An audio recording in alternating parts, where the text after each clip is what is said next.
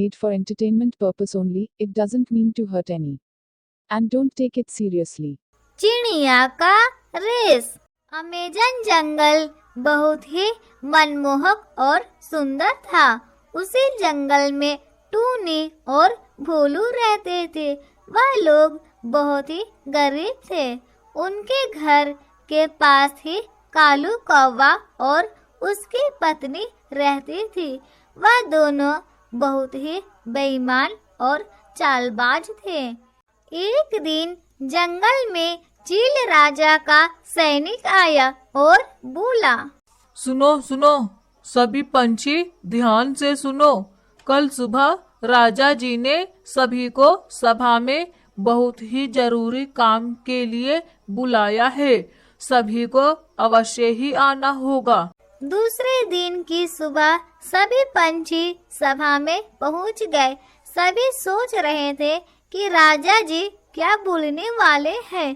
तभी राजा ने कहा, मैंने अपनी जंगल में रेस की प्रतियोगिता रखी है। जो भी इसे जीतेगा उसे ट्रॉफी और 2 टोकरी अनाज, चावल, फल दिया जाएगा। तभी कौवा ने कहा, रेस की टाइम, मुझे रेस लगाना बहुत ही पसंद है। तभी राजा ने कहा, सभी पहले रेस के नियम ध्यान से सुन लो। नियम 1, इस रेस में केवल नर पंछी ही भाग ले सकते हैं। और नियम 2, नर पंछी को अपने साथ टोकरी में कुछ भी भरकर उड़ना होगा। बस टोकरी भरी हुई चाहिए। और जो भी पहले पहाड़ी को छूकर आएगा वह पंछी विजेता होगा।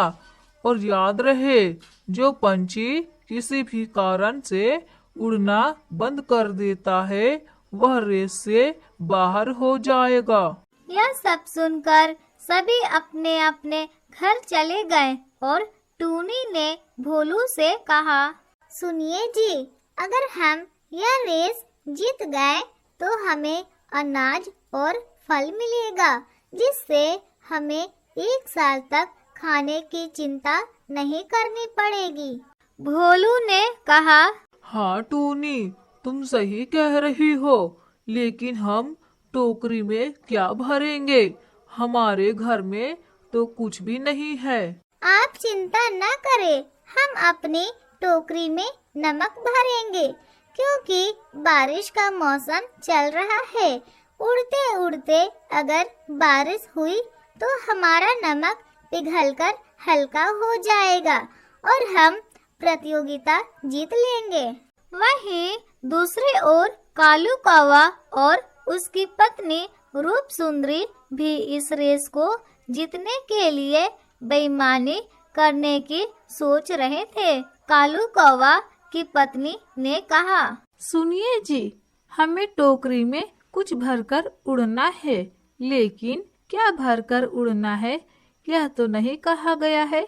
आप अपनी टोकरी में रुई भर लेना और ऊपर से कुछ फल भर लेना, जिसके कारण हमारी टोकरी हल्की हो जाएगी और आप तेजी से उड़ पाएंगे और इस तरह हम रेस जीत लेंगे। तुम सही कह रही हो, यह सुझाव बिल्कुल सही है, मैं ऐसा ही करूँगा। दूसरे ही दिन जंगल में रेस की प्रतियोगिता का आयोजन हुआ।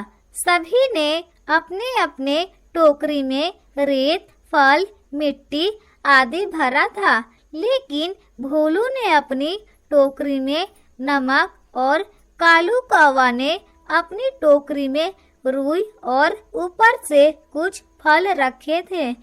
जब गोली चली तो रेस प्रारंभ हुई तो सभी पंछी अपनी पूरी ताकत लगाकर उड़ने लगे, लेकिन कालू कौवा सबसे आगे निकल गया क्योंकि उसकी टोकरी काफी हल्की थी।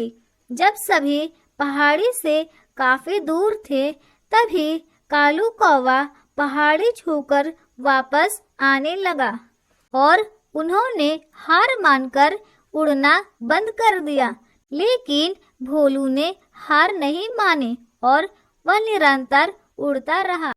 कुछ समय पश्चात जंगल में भारी बारिश होने लगी, लेकिन भोलू की टोकरी में नमक होने के कारण वह बारिश की पानी से पिघलने लगी और भोलू की टोकरी काफी हल्की हो गई, जिससे वह बहुत ही तेजी से उड़ने लगा और वह कालू कौवा से भी तेज निकल गया और अंत में भोलू रेस जीत गया। भोलू को पहला प्राइज दिया गया और साथ ही अनाज और फल दिए गए। यह देखकर कालू कौवे को अपनी बेईमानी पर बहुत ही पछतावा हुआ।